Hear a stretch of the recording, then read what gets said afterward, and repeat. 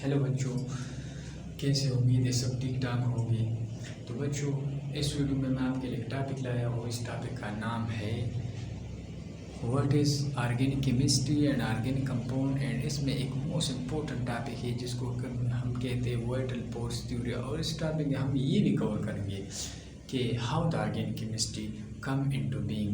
तो चलो नोट्स और पेन उठा लो और नोट करते चले जाओ। My name is Usman and your favorite cute channel है chemistry with Usman QC analyst. So what is vital force theory? What is the distinction between organic and inorganic? The distinction between organic and inorganic was based on their source. Organic compound are obtained from plant and animal. Organic compound के plant और animal से, plant से हम ये living thing है, plant और animal ये living है।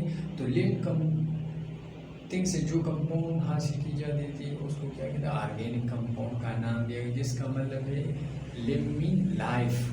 सो प्लांट से citric acid,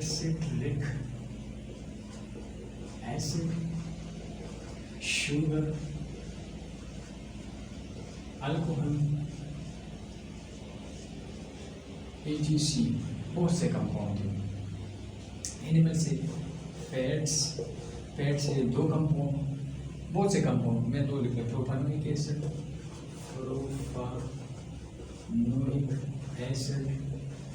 propanoic acid from the group of protomimbus with me fats. So these compounds are present in fat. इसी तरह इसी तरह ब्यूटाइलिक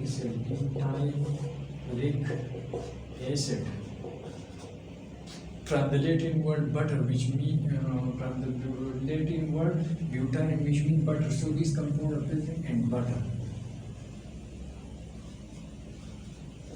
So ये कंपाउंड क्या थे, बटर में क्या था, प्रेजेंट था। अब इनऑर्गेनिक कंपाउंड की तरफ आते हैं। इनऑर्गेनिक कंपाउंड, ये ऑर्गेनिक था, लिविंग सोर्स है, ये इनऑर्गेनिक कंपाउंड था। तो inorganic compound non living source है, जैसे rocks, mineral and salt. So the word inorganic mean lifeless, organic mean living, life. And इसी तरह ये है inorganic which mean lifeless. And that time a theory was renowned which is known as vital force theory. According to this theory, organic compound must be possess vital force. If the organic compound not possess vital force, so it will keep in the category of inorganic compound. If the vital force is present, those compounds will be called organic compounds. So this statement was first presented by a Swedish chemist Berzelius in 1807. Now a German chemist Friedrich Ohler came and he treated two inorganic compounds and prepared ammonium cyanides. Now it was further heated and prepared urea. Now with the part of the definition of organic, the word organic also loses renal significance, which was thought to be essential in the formation of organic compound.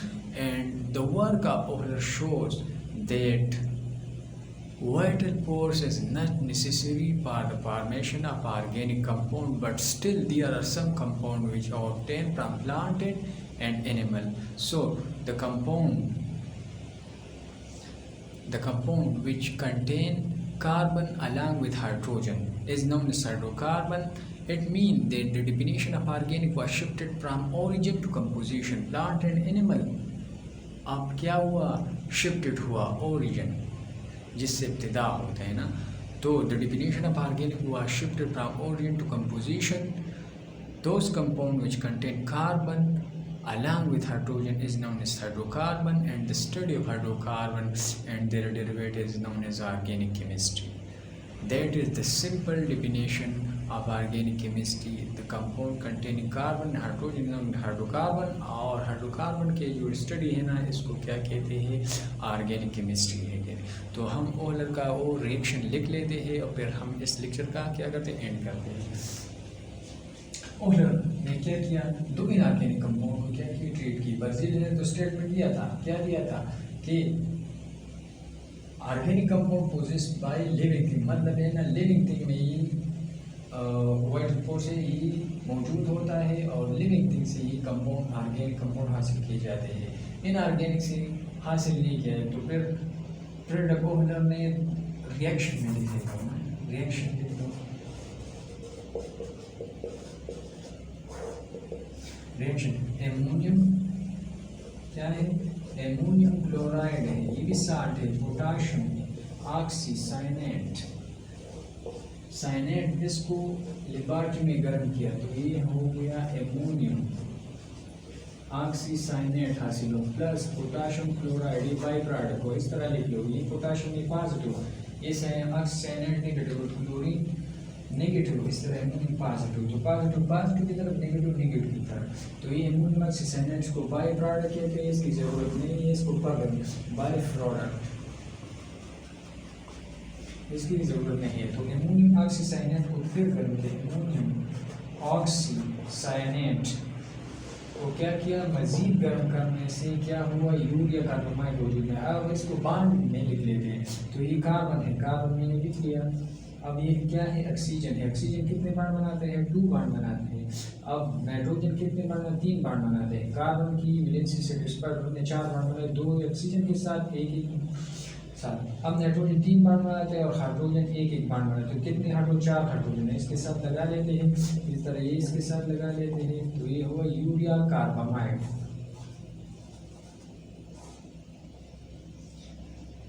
क्या urea तैयार, इसको इस तरह भी लिख सकते हैं,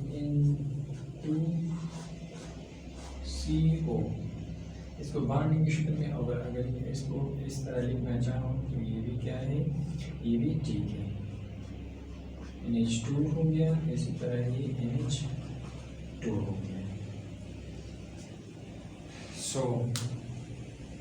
जब ये उन्होंने तैयार किया तो ये कंसेप्ट क्या हुआ, ये तब्दील हुआ। Now the compound containing carbon along with hydrogen is known as hydrocarbon and instead of hydrocarbon and their derivative is known as organic chemistry। अब डेरिवेटिव की तरफ आते हैं, तो उस कंपाउंड में derived from hydrocarbon is known as derivative of hydrocarbon। तो क्या कहते हैं, यहाँ पे मैंने लिख देता हूँ, derivative of hydrocarbon, derivatives of hydrocarbons, hydrocarbon methane chlorine के साथ क्लोरीनेशन रिएक्शन, ये बाद में हम क्या करें डिटेल्स पर इसका मैकेनिज्म भी पढ़ेंगे। लाइट है या यूवी लाइट है और इस तरह इसको रिप्लेस कर दो, ये मिथाइल क्लोराइड बन गया है, इसको हेलोजन भी प्लस HCl, ये मीथेन से डेरिव हुआ। सो दो कंपाउंड विच डेरिव फ्रॉम क्या, हाइड्रोकार्बन। इसी तरह एक और कंपाउंड भी लेते हैं, मीथेन ले लो, तो ये इथाइल क्लोराइड बनेगा, ये डेरिवेटिव है हाइड्रोकार्बन है, क्लोरीन इसके साथ ट्रीट कर दे और इसी तरह इसको यूवी लाइट दी, तो ये क्या होगा, सी हाइड्रोजन, ये वाला हाइड्रोजन, ये क्लोरीन हो गया, वैसे तरह प्लस HCl बन गया। इसी तरह प्रोपेन भी ले सकते हैं, इसी तरह प्रोपीन भी ले सकते हैं, प्रोपाइन भी ले सकते हैं। तो बच्चों आज के लिए इतना काफ़ी है। और हाँ, एक और टॉपिक है जिसको हम अगले वीडियो में डिस्कस करेंगे, उसका नाम है क्लासिफिकेशन ऑफ ऑर्गेनिक कंपाउंड। तो चलो वो भी नोट करते चले जाओ, खुश रहो, हाथ रहो, आबाद रहो, और हम अब इस लेक्चर का एंड करते हैं। तो okay and best of luck, good night, thank you.